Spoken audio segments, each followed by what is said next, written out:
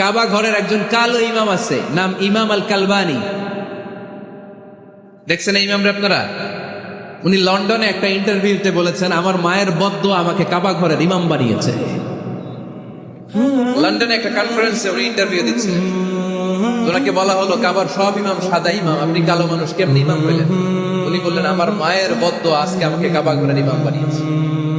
উনি বললেন, আমি ছোট্টবেলা অনেক বদের হাট দিছিলাম, আমার মতো দুষ্ট আমার এলাকায় কোনো ছেলে ছিল না।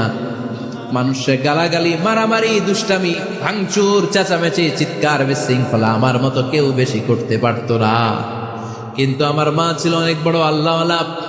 আমার মা জানতেন আল্লাহর কাছে দোয়া করার কত বড় পাওয়ার। আমার মা যখন আমার উপর রেগে যেতেন, আমার মা জানতেন রাগের মাথায় বদদোয়া দিলে বদদোয়া কবুল হয়ে যাবে। এজন্য যখনই আমি বেশি দুষ্টামি শুরু করে দিতাম, আমার মা রেগে আমারে